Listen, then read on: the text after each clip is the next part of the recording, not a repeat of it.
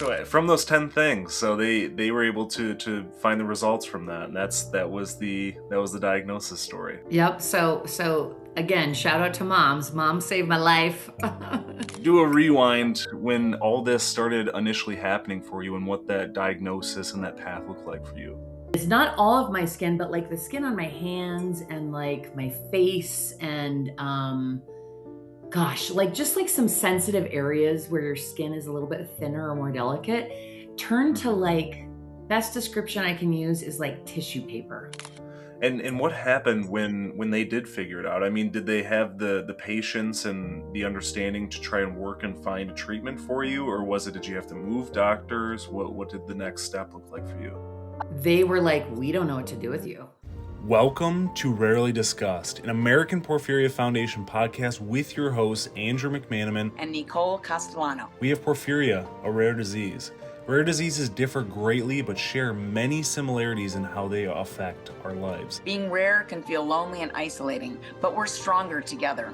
Join us in meaningful interviews with porphyria and rare disease experts and the patients and families impacted as we connect, learn, and heal together. We'll talk diagnosis, treatment, pain, mental health, managing daily life, and everything rare. Today's guest is Carrie Hunter, a powerhouse of resilience, leadership, and advocacy, diagnosed with genetic Porphyria Cutanea Tarda, or PCT, after years of uncertainty. Carrie endured 2 years of worsening symptoms before receiving a diagnosis at the age of 33.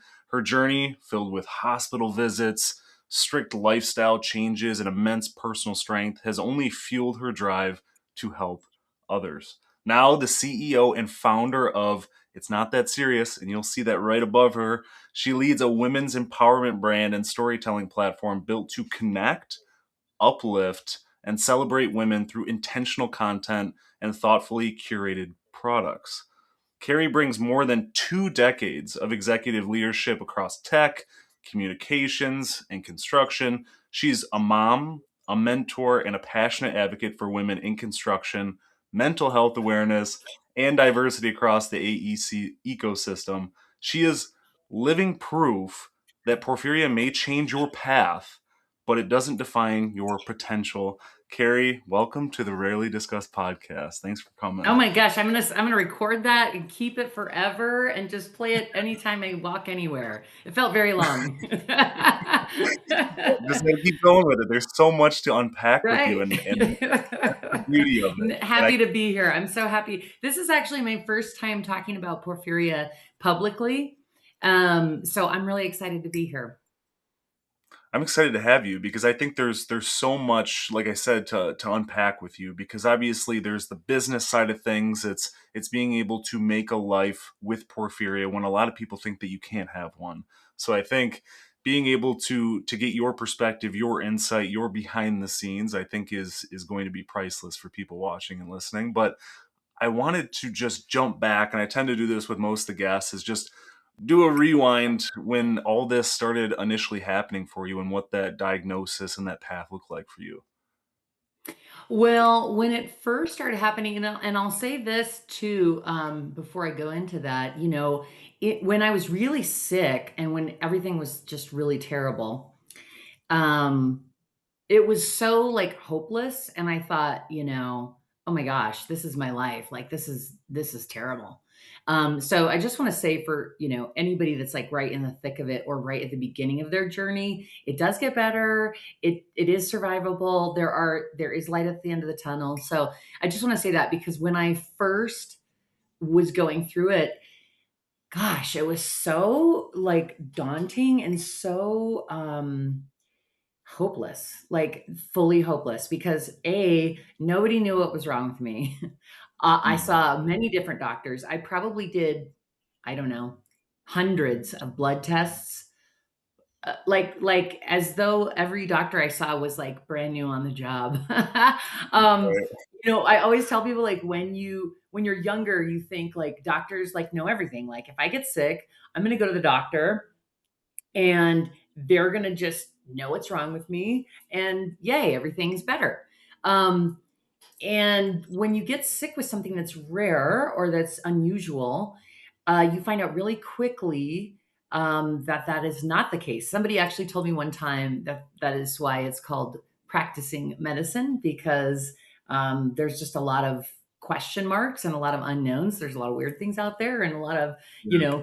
know, things that have never been seen before. So I started just getting strange symptoms that in the beginning just seemed like, I don't know, no big deal. Like maybe I got a cut or something on my hand, or it's been so long I can't even remember really. But and when we were preparing for this, I thought, oh my gosh, like thinking back to like ages and time frames is like really blurry now. But it just started out with like really strange little minor things, right? And then it just kept getting worse, like just kept going.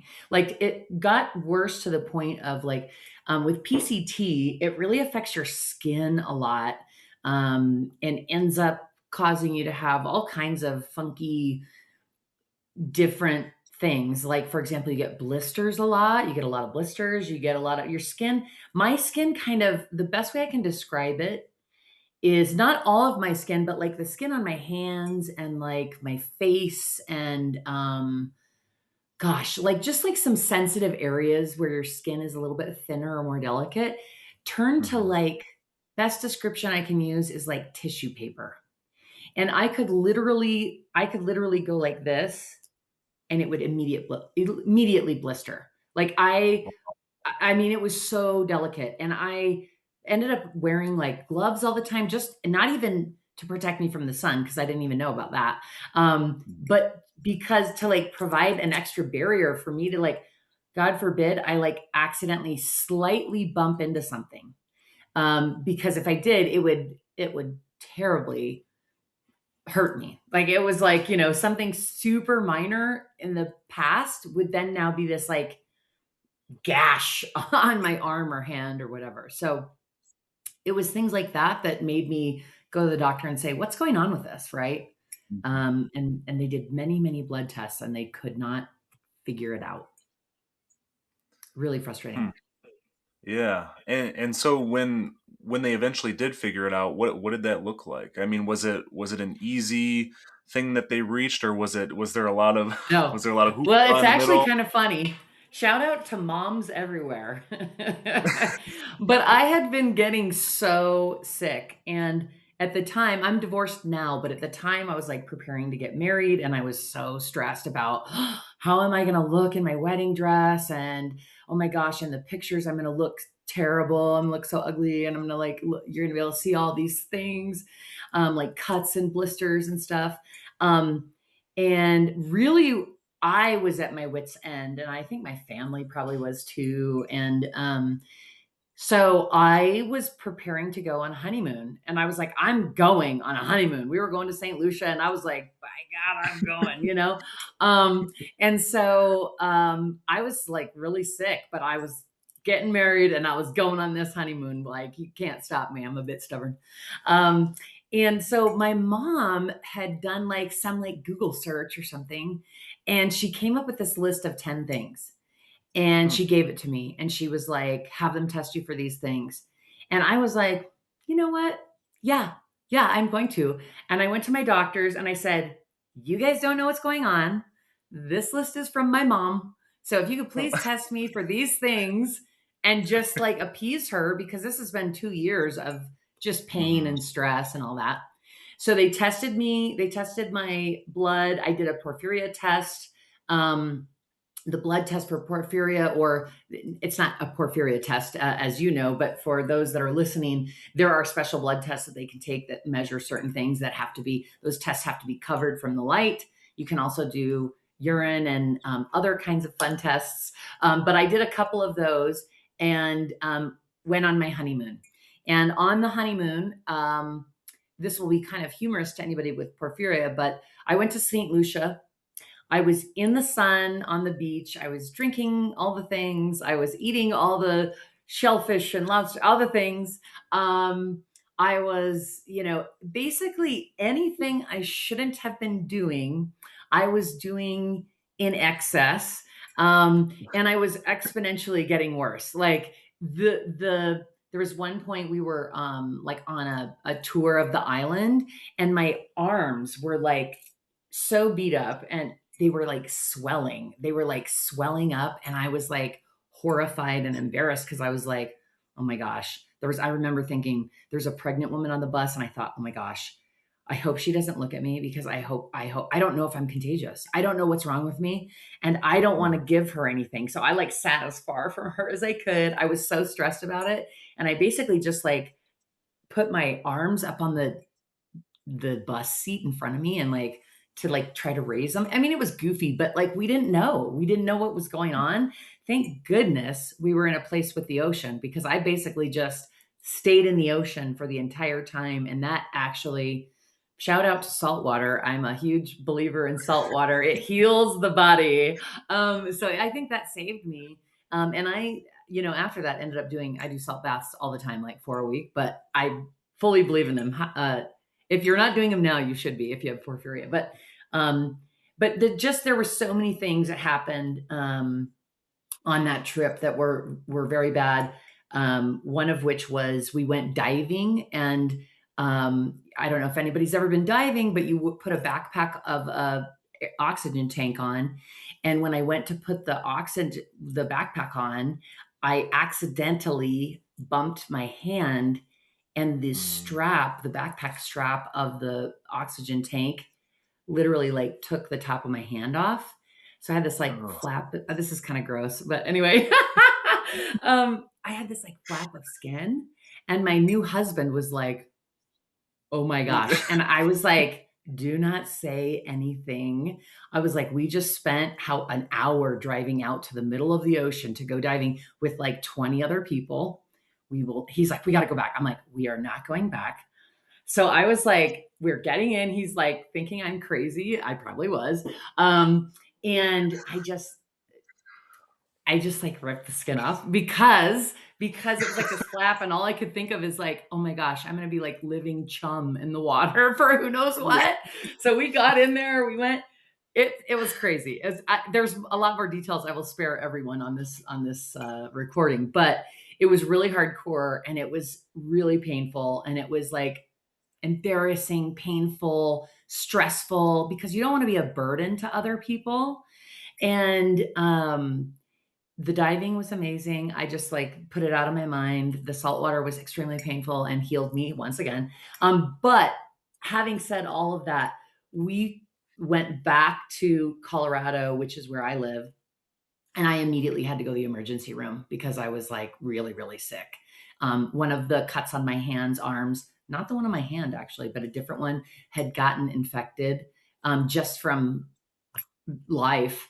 And the infection was going up my arm, and the doctors like had to cut. It was very dramatic, like, I'm almost dying here. And when we got to the emergency room, we had been gone for like a week, and they had the blood test. They had the results back, and they determined from my mother's list of 10 things that it was porphyria. So from those 10 things, so they were able to find the results from that, and that was the diagnosis story.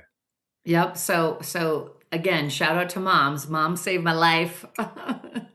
Honestly, I had been doing tests for 2 years, so they had no idea. And once they figured out that I had porphyria, I might as well been like an alien in that hospital. I mean, I had so many doctors coming in that were like, I just want to take a look at you. Like, I want to see what this is. I heard about this for 8 seconds in med school, and I've never seen it. I've never heard about it. And I want to like, so I was like like the alien in the room that they were all checking out, and they were like, holy cow, like what is this? Like, right. So it was a really interesting experience once they figured it out. It was very odd. And what happened when they did figure it out? I mean, did they have the patience and the understanding to try and work and find a treatment for you, or was it did you have to move doctors? What did the next step look like for you? I am with Kaiser, and at the time, they were like, "We don't know what to do with you," and so they sent me out to the Comprehensive Cancer Center in Denver, and I received treatment there for probably, I don't know, close to 10 years before I went back in network with Kaiser. Just because they didn't know what to do. Like they just didn't know how to treat me. And so when they actually tested me, they were like, we can't believe you're alive. These numbers, my numbers were like abnormally high. Like numbers that should be like in the under 10 were in the thousands. Like it was crazy. Um, and it's a testament to what our bodies can put up with and survive. But Mm-hmm. I immediately started getting phlebotomies. So they were basically just wanting to get that blood out of me, out of my body immediately. Um, for a minute, we thought I might need to have some kind of infusions, but basically their goal was just immediately to get that blood out of me. So I had multiple phlebotomies every week for an extended period of time.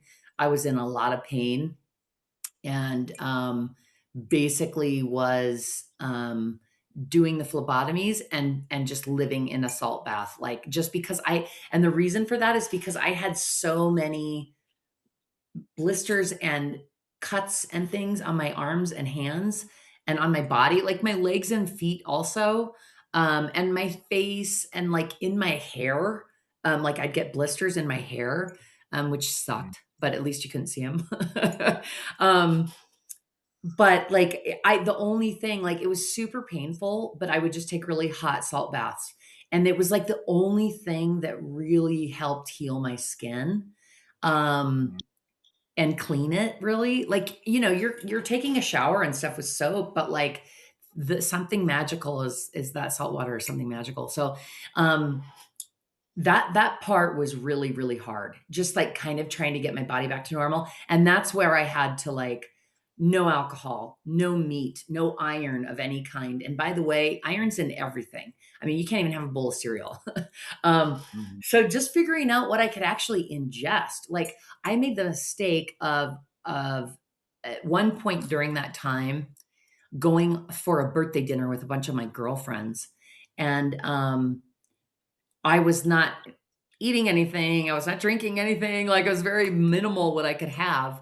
And I got tea, out with dinner with the ladies. And I'm like, oh, I can't have alcohol. And I'm like, I'll just do some tea, that's great. Well, I reacted immediately to it because it was in a cast iron tea kettle. And I didn't even think about it. But it's like as soon as I started drinking the tea, I might as well have looked like I was allergic to whatever the tea was because I immediately reacted. And, back then, when you're really sick, you react to everything immediately. Like everything immediately shows up. So, like I was saying earlier, you're really hopeless because you're like, oh my gosh, like everything I ingest, everything I do, everything is like immediately affecting me. Um, and so that was really tough because just trying to figure out, like, hey, I just want to eat something. Like, what can I have? That was a really tough time of just trying to maneuver getting better and how do I live with this? And I wanted to ask you too, because we're not always given the opportunity to sit down and chat with a lot of people that have cutaneous porphyria. I mean, the majority seem to have AIP, so I'm curious, just from your perspective, if someone were to ask what you have, how do you describe PCT to people when they ask? Well, for me, I say I have a genetic blood disorder because when I got diagnosed, immediately thank you to the Porphyria, the American Porphyria Foundation, because and Desiree Lyons, because it was a huge help in me getting treated correctly. But as soon as they said yes, greenlit the porphyria, I immediately got genetically tested, as did my mother and my sister and my brother. My father's not alive, so he wasn't tested. But my mother is a carrier. She has never presented. And my grandfather on her side, her dad, he actually died in the 80s. He'd be well into his hundreds now if he were alive. But at the time back then, they diagnosed him with hemochromatosis. And so now we think that probably he actually had porphyria and they misdiagnosed him. But we Mm. didn't, like none of those dots connected. And we didn't know, my mom isn't presenting. So like we didn't know, So when anybody asks me, I just say, look, I have this genetic blood disorder that I get treatment for every month. And, it is, this is something that I live with now. Um, and then and then I answer any questions that they have about it. And what I know you mentioned a little bit about the diet restrictions and the things that you stay away from, but in terms of your day to day life, I mean, what does that routine look like in terms of what you're staying away from, what you're doing, etc. Well, I'm super lucky. Like, I feel like one of the luckiest people on the planet because even though, like, it was so terrible, um, and I did have to change everything in my life, um, I basically now live a normal life without limitation. Now, that doesn't mean that I just like go hog wild all the time. I do try to, monitor what I ingest and all that. But Hmm. I basically, once my numbers got back to normal and I got back into a normal range, I can eat meat again. I can eat vegetables that are high in iron. I could have a bowl of cereal if I want. I can have a cocktail with friends. I don't. I try not to do it in excess, but I can go. I can go have dinner. I can go have a cocktail. So I feel super lucky because that's my story, and that's not the same story for everyone. And so while I did have years of completely cutting things off and having to not do things, couldn't have a steak or just like some basic things. Hmm. Um, I now am at a place where I can basically live a fully normal life. I can go out in the sun with edit. When I was really really sick, I often referred to it as shadow jumping because literally you would like, you know, the sun is touching like this and it's immediately like your skin is on fire. And it's like you feel like, like the cartoons of like you're smoking out in the sun, like your skin is smoking in the sun. Hmm. It really felt like that. And so when I was really sick, if I was to go outside, even some like lights indoors would bother me, which was crazy because you just felt like, oh my gosh, I can't sit in a cave all day. Like I need to work. I need to like I, take care of the kids, like all the things, right? So, when I was really sick, like I would cover for sure all over the place. And then I would really try when outside to, uh, I would be like mapping out visually, like where are the shadows and like where am I standing and like, walking through the sun very quickly into a place that had a shadow. That was really normal. You got used to doing that. Um, and it's it was terrible. Like it was so hard. And I just thought, oh my gosh, like forget the bikini. Like, right? Those are become like minor worries. Like, because you're thinking, I'm gonna wear the full like Birkin swimsuit, like that, or whatever they're called. Just the whole I know there's a special name for it and I'm spacing it right now.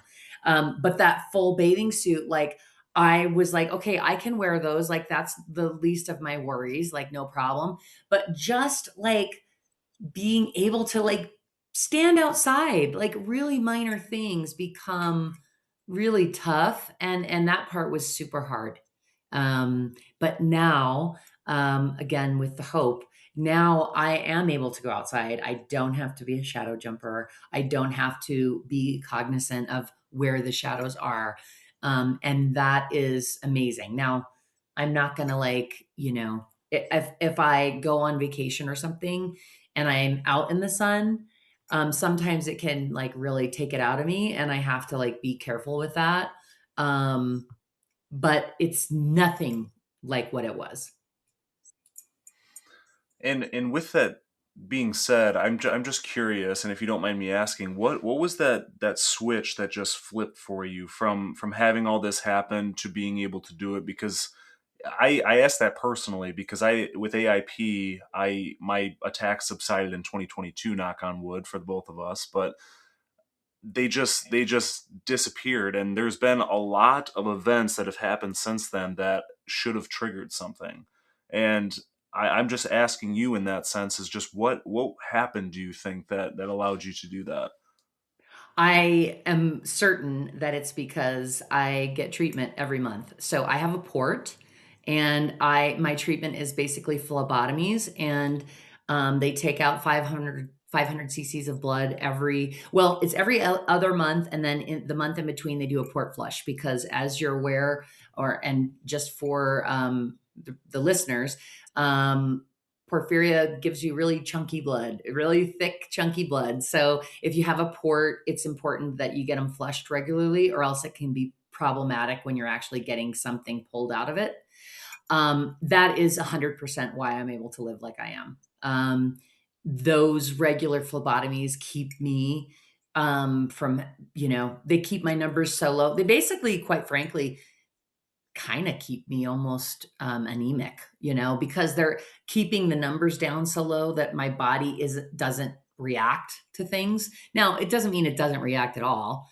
But like if I you know, spent the week eating steak and having cocktails straight and standing in the sun, obviously things would change. But I'm not doing that. So um, you know, that's really why. And anybody that's struggling with porphyria, like my mom was having some issues with something, and I said, "Mom, have you gotten a phlebotomy?" Even though she doesn't present, like it's like my answer now for everything, because it saved my life.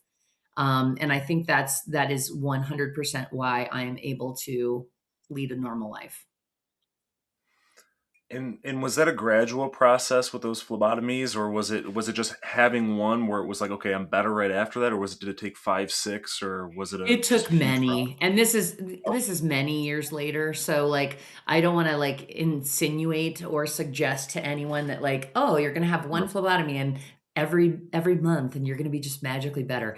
This was like a Mhm. buildup. There was a long period of time where I was getting many of 500 cc's out per week, like 3 a week. That is a lot for anybody that's ever had one, because my numbers were so crazy that they're like, we just got to get this out of her, right? But you can only do so much, right? Like your body does have to replenish itself.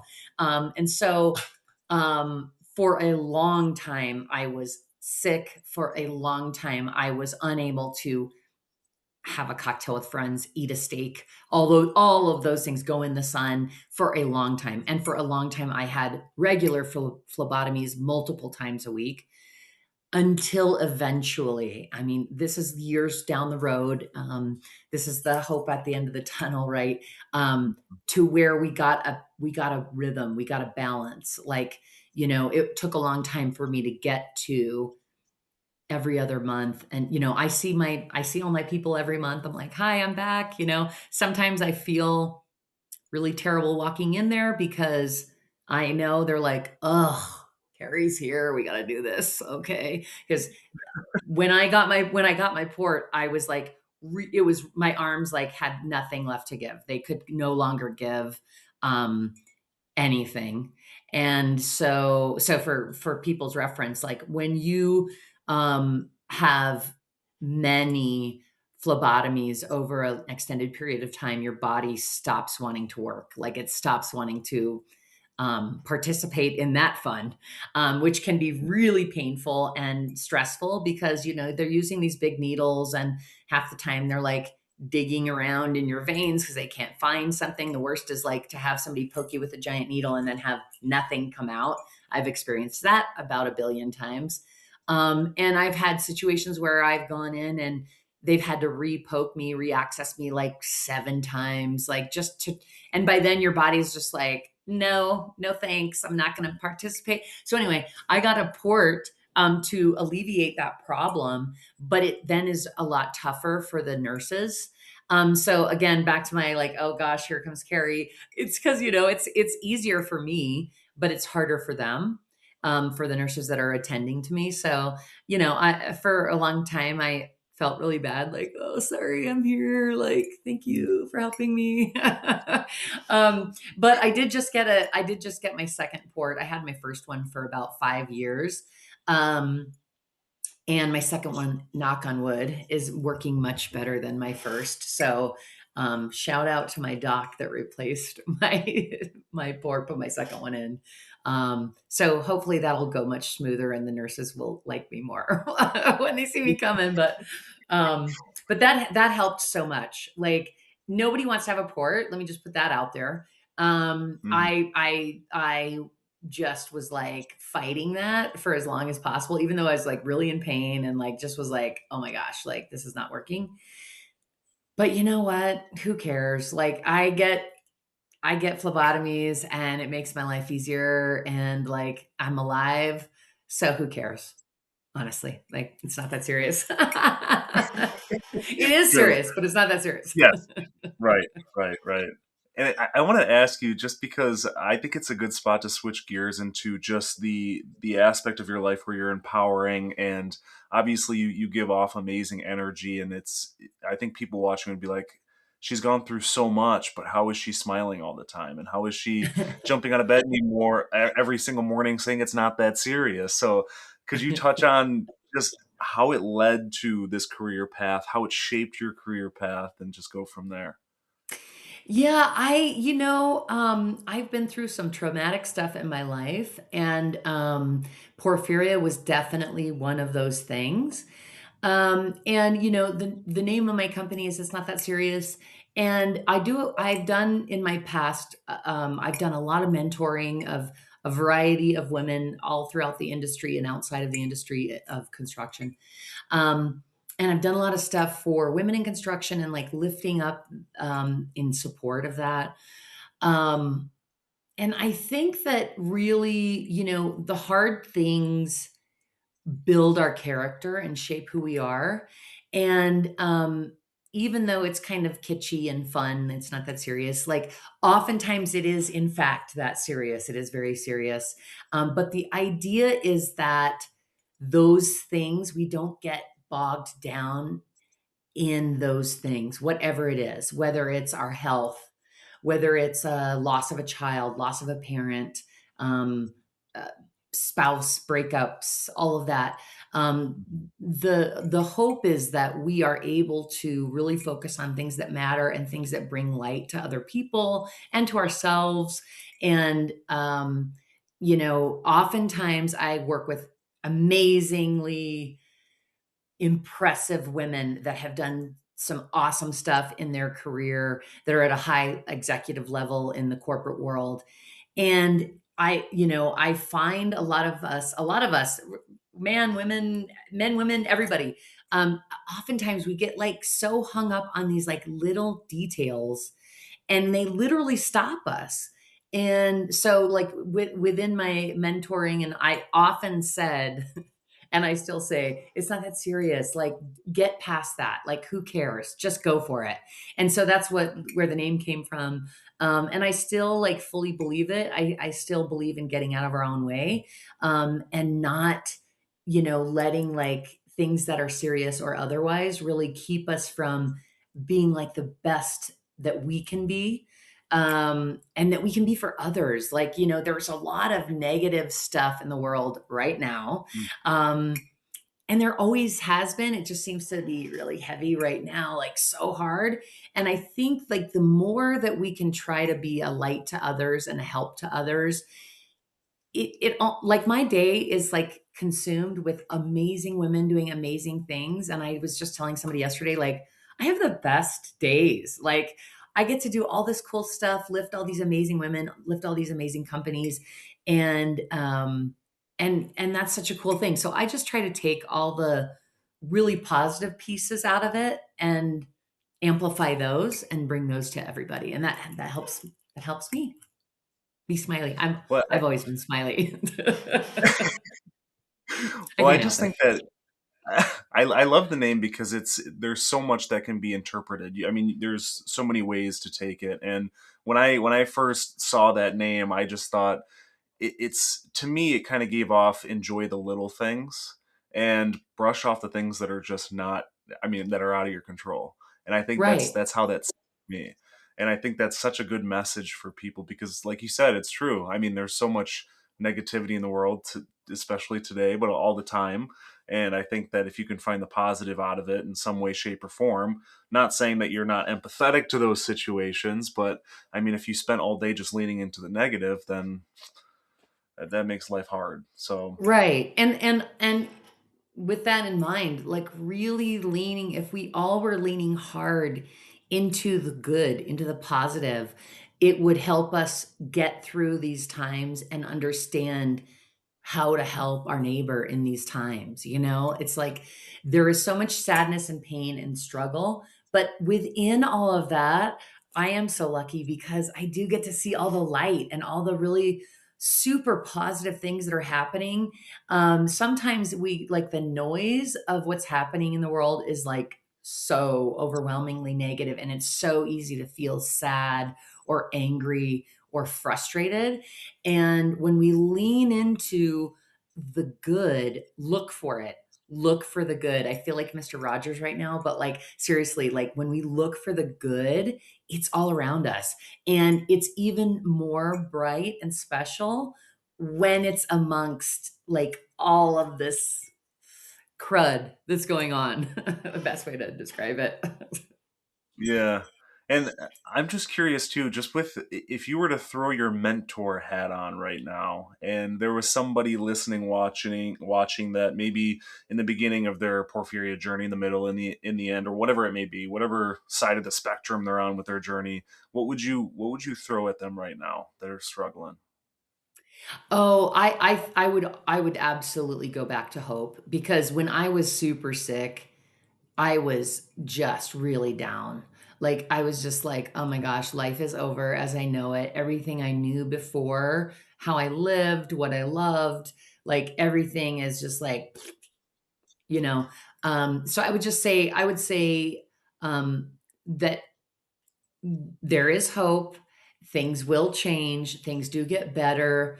If you're not getting the treatment you want, lean on the APF and lean on people like myself or like you or Desiree that have been through it, that have like some, are on the other side and have some hope and have some light and have a return to normalcy on the other side, which I think that's the hardest thing when you feel like so alone and you feel like nobody gets it. Like nobody understands, nobody knows what to do with me, nobody knows how to help me.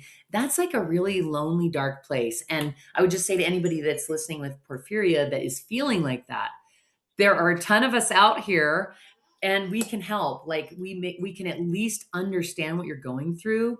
We can at least tell you what worked for us, and what worked for me may not work for you, but worked for Andrew might work for you. So I would just say that hope is really powerful. Hope is a really powerful emotion, and don't lose hope because things will change and they will get better. And it's just a matter of finding the right groove with your doctors, with the APF. APF, I can't even say enough about it. It was instrumental in me surviving, number one, and number two, in helping guide my doctors when they were in the dark.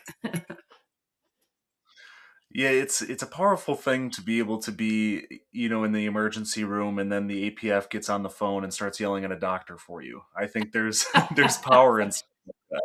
So, being able to have that support group behind you, and of course, I mean, all the Facebook groups, all the like-minded people who have the same disease. I mean, there's so many people to talk to, and I know in in rare disease in general, there's a loneliness epidemic. But I think if you crawl into these groups, I think there's a good resource for you for sure. 100%. We're out here. We're out here. And like I said, this is the first time I've really talked about it publicly. I do plan to do more of that.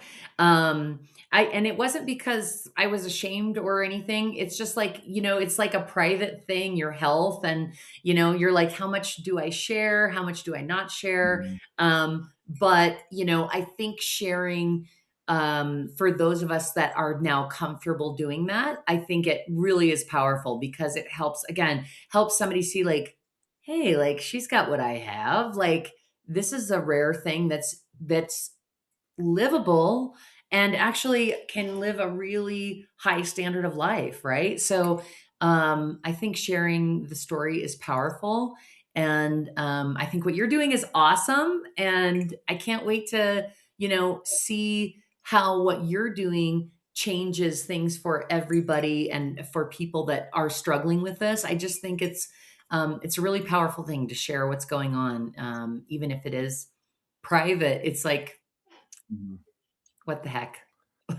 Yeah, I have the same perspective as you because I think there's a lot of people out there that are trying to get their stories perfect and make sure that there's no gaps and cracks or something I say wrong or something I say right. And at the end of the day, when I get to sit down with people and chat about their stories, it's like we're just having a conversation. You say what you want. It's your experience. It's your opinion. I mean, at the end of the day, everybody should, disclaimer, everybody should consult with doctors to do stuff, but this is your experience. So I think, yeah, very powerful to share this stuff. And, somebody might have a hand flap thing going on, and Carrie, you just, you just raised I awareness hope to not. it. So, I hope not. That's yeah, pretty traumatic. right, right. That was not a fun Yeah. experience. I wish that on no one. Well, I wanted to ask before we wrapped up is just if there was anything that else that you wanted to maybe touch on that we didn't touch on. Oh my gosh. There was nothing that I was like, oh, I need to get this out. I need to say this. There was nothing like that. I think it's just relating to, again, like back to the hope thing, just like relating to, like, look at these two normal people. Like, when you're going through it, you just feel so not normal. You feel so unusual. You feel like so different, and like, and it feels kind of hopeless because the doctors don't know what to do with you. So it's not like you're just like a kid that, when you're a kid and you're going through life changes and you're like, I'm different, whatever. It's like Mm, you really feel it because they don't know what to do with you. And so I think right. the biggest thing is just creating, like, hey, look, we're just two normal people chatting, and we're living with something that, like, can be very terrible, but it also can be okay. Like, it's survivable. Like, I live a really, really normal life now. Um, Outside of my port, which stays hidden most of the time. Um, Yeah. there, like, no one would know. Like, there's going to be people that hear this that are going to be shocked, that are going to be shocked to know that every month I go to the cancer center in Denver and get treatment, that I am, going to X building, and I don't want to give away my location, but that I'm going once a month, and and that's another thing, is just like when you spend one day a month on the cancer floor of any hospital looking around, I feel like there's no way. You asked me about the smile and stuff. I feel like there's no way you cannot be appreciative of this life, and of, like, I'm so happy and thankful to be alive. I'm so happy and thankful to be where I am. And there's no way when you experience that every month that you can walk away and be like, or at least for me, that you can walk away and be like Debbie Downer and be like, bummer. Like, I'm just like, hell yeah. And I would like to say, for the Mhm. record, I have a sailor mouth, and I was very well behaved on this whole podcast. But heck yeah, like, how, like, this is a great life, right? And so I think that's also the perspective of just like, when you're surrounded by that, and you see people, there's always somebody that has it worse than you. Not porphyria, but just life, right? Mhm. In the broader picture of things, like, there's always somebody, like, no matter how many traumatic things I tell you from my past or from my life, there's somebody that had things worse, right? And I think that, like, having that perspective, and just that hope that, like, it will get better, I think is really the biggest thing. And it plays right into the mental health aspect. And I know we touched on that being, I mean, part of your empowerment is mental health. And I think if you have that hope, you have something to hang on to. But I mean, if you're so hung up on the negative aspect, then there's no hope. You don't have you don't have the bandwidth to be able to carry any hope because you're being so negative. And of course, like you said, there's people out there that have it worse, but your situation could be really bad. And I understand it makes sense why you're feeling down, but you can't let yourself fall into that slump too deep because then you can't crawl out of it. Right. And I mean, let's be honest, like, it's not like every day I'm like, ta da! Like, I have bad Mhm. days too, right? Like, let's like be realistic. It's not like you see somebody that says, let's have hope, and I'm so smiley. And that doesn't mean that like every day is full of joy. But if I can try to have almost every day full of joy, then that's the goal, right? It doesn't mean that I have to be perfect. I am far, far, far from that. But like, yes, sometimes I can have a pity party. Yes, sometimes I feel down. I just try not to stay there very long, right? Because it's not helping anybody. It's not helping me. It's not helping you. It doesn't do any good. So you know, again, nobody's perfect. Like nobody's like Mm. amazing every day and like, sunshine every day, but maybe Right. almost, you Well, know. I think at the end of the day that people just underestimate that growth happens in the ebbs and flows, and it's not like this. And I think if you can look back at your day and you have these ups and downs, that you can at least take the average of it and say, you know what, that wasn't so bad. I think Totally. that's a good place. Agree. 100%. Well, Carrie, I appreciate you sitting down with me and chatting about this. It was I loved your energy. I loved the smile. I love it's not that serious. It's all just a wonderful conversation, and I'm glad that you were able to share your experience. And yes, thank you. We appreciate it. Yes, and thank you for doing this. I'm so excited. I'm excited to launch my story with you. Like I said, it's going to be a shock to many people that have known me for many years to know that I've been doing this for a long time, long, long, long time. Almost 20 years. That's crazy. But like, I think it's what you're doing is really powerful and it will help a lot of people. So thank you for having me and thank you for doing what you're doing. Thank you for taking the time out of your day to listen to our podcast. If you enjoyed this episode, please share it with friends, family, or anyone who could benefit. And please don't forget to subscribe and leave a review on your preferred platform. It helps us spread awareness, and we would be extremely grateful. You can also follow Rarely Discussed on Instagram, YouTube, as well as TikTok. If you're someone seeking diagnosis for porphyria, visit porphyriafoundation.org to receive a free doctor packet, forms for free DNA testing, and a list of doctors in your area. Stay tuned for more episodes of Rarely Discussed.